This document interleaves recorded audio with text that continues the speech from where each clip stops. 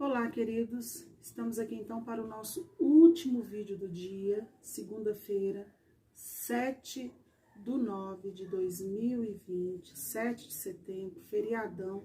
Vamos finalizar aí com história. História, eu já comecei com vocês o volume 2. Nós estamos falando um pouquinho sobre a África, né? O berço da humanidade. E a gente vai dar sequência aí na página 6 e na página 7. Também não vai ter hoje atividade de história, tá? Eu quero ir com vocês bem lentamente nesse início de capítulo, para a gente poder realmente entender a importância que a África teve para a formação da nossa cultura e da cultura dos outros povos também, tá? Então, hoje nós vamos falar um pouquinho da diversidade natural e cultural da África. Começa lá na página 6, marca textos em mãos. Muitos anos foram necessários até que a África se tornasse o que ela é atualmente. Eu já paro aqui. Por quê? A gente sabe, né, que o continente africano, ele é um continente extremamente pobre. Tinha, sim, as suas partes de riqueza, né, algumas pessoas economicamente tinham condições, mas a maioria das pessoas não tinham condições. As condições de vida precárias, falta de saneamento básico, né? Falta de emprego para a população, né? Então isso deixou por anos marcado o continente africano como um país de extrema pobreza, tá? Então hoje, quando a gente olha lá a África, a gente fala assim, nossa, mas cadê aquela pobreza toda? As coisas melhoraram, tá? E deixa eu só fazer um parênteses aqui. Teve uma Copa do Mundo, acho que foi de 2014, se eu não me engano, que a África do Sul sediou, ou seja, os jogos foram feitos na África do Sul. Na época, o que foi feito? Construíram-se estádios, né? Eles prepararam a África para receber as Olimpíadas, não, a Copa do Mundo. Porém, o que aconteceu? Eles maquiaram boa parte dos lugares, tá? Então, quando você via reportagens, né, antes dos jogos, mostrando alguma curiosidade sobre o país, mostrando as pessoas, o modo de vida que elas tinham, não se mostrava a pobreza, tá? E eu lembro que numa reportagem eu vi, de um lado da rua você via as pessoas felizes, caminhando, indo para o estádio, torcer para os seus países, todo mundo, né, com camisa, aquela oba-oba, as vuvuzelas, aquela coisa toda. Do outro lado da rua você via a extrema pobreza. Pessoas mal vestidas, pessoas pedindo uma ajuda, pessoas vendendo coisas para poder ter algum sustento, mas você via a diferença. Não eram camelôs, eram pessoas que realmente era diferente de um camelô, porque o camelô você vê que ele se prepara para vender sua mercadoria, e ali não. Ali você via que a pessoa estava vendendo aquilo ali para ela comer imediatamente, por exemplo, tá? Então, houve-se uma maquiagem quando foi sediada a Copa do Mundo lá, tá? Mas é um país lindo, riquíssimo culturalmente, tá? Pena que as pessoas não investem, né? Se analisando a parte ambiental, ética ou cultural, a palavra que define o continente africano é diversidade. A África é composta por centenas de etnias. O que são etnias? São povos, tá? Então, ela é composta por centenas de povos diferentes, a cada qual com a sua cultura própria. Muitos desses povos são nômades ou seminômades, outros se tornaram sedentários. Então, nós vamos grifar esse primeiro parágrafo todo,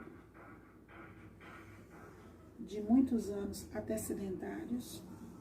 E agora a gente vai explicar um pouquinho de como que funciona isso. Lembrando que na África, como eu acabei de falar aí com vocês, é um continente africano que tem muita diversidade, que tem muitos povos. O português é falado lá também, tá? Alguns povos africanos, eles têm o dialeto, o português, tá? Os beduínos, por exemplo, permanecem nômades até os dias atuais. O que são os beduínos, professor? É um grupo de africanos. A vida no deserto exige que essas pessoas fiquem mudando de um lugar para o outro. Então, onde eles vivem? No deserto. O oásis são os principais pontos de paradas desses povos que vivem do comércio pelas rotas do deserto do Saara e mantêm suas tradições vivas. Eles permeiam ali por volta do deserto do Saara. Por ser um lugar de seca, de extrema seca, né? Eles têm que estar sempre o quê? Mudando de lugar. Já o Império do Mali, por exemplo, foi um estado africano que se destacou entre os séculos 13 e 14. Para tanto, os povos que compunham escolheram um lugar fixo para o desenvolvimento político e econômico. Por isso que eles se destacaram, eles fixaram a sua moradia. Esse império ficou conhecido como um dos principais centros comerciais e, sobretudo, intelectuais do mundo, chegando a ter cerca de 150 escolas que reuniam estudantes de várias partes do território africano. Eles ficaram conhecidos por dominarem o comércio, que acontecia pelas rotas do deserto do Saara, além de possuírem minas de ouro em seus territórios. Então, eles fixaram moradia, e onde eles fixaram sua moradia, havia territórios de minas de ouro. Então, por isso que também se desenvolveram, né? Então, a gente vai grifar aí, ó. Nós vamos falar dos beduínos. Podem grifar de os beduínos até vivas, porque tá falando que eles são nômades, porque vivem no deserto do Saara. E logo abaixo estão falando do Império Mali, que nós vamos chegar até aqui, ó, africano. Já o Império Mali até africano. Falou de dois povos africanos aqui, diferentes, e de como que eles ficaram conhecidos. Tá? Já na página 7 fala com a gente o seguinte: diversas crenças religiosas, costumes, vestuários, festividades, que é o povo africano que gosta de uma festa, viu? Culinária e outras manifestações culturais fazem parte da história e do cotidiano do continente africano. A África também merece destaque pela pluralidade de sua vegetação, hidrografia, clima, fauna, entre outros aspectos naturais. Por exemplo, um dos maiores rios do mundo, o Rio Nilo, localiza-se nesse continente. Então, vamos grifar aí o primeiro parágrafo todo, que está lá na página 7. Está falando da culinária, dos costumes, do vestuário, da vegetação, da fauna, da flora e do principal, né, um dos maiores rios do mundo, que é o Rio Nilo, que encontra-se nesse continente africano.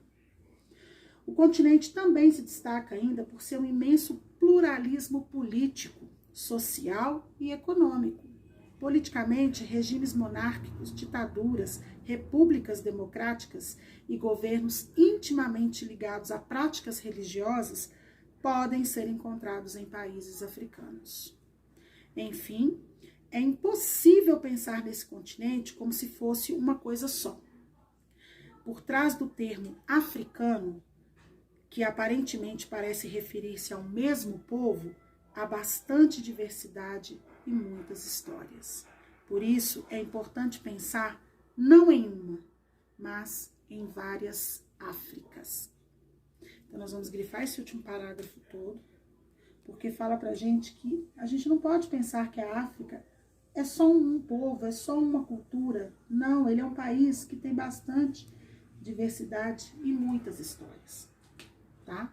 Mais à frente, eu vou estar falando com vocês relatos de uma amiga minha que foi para o continente africano, passou um tempo lá, viveu experiências assim maravilhosas e ela contou pra gente e eu vou repassar para vocês, tá bom?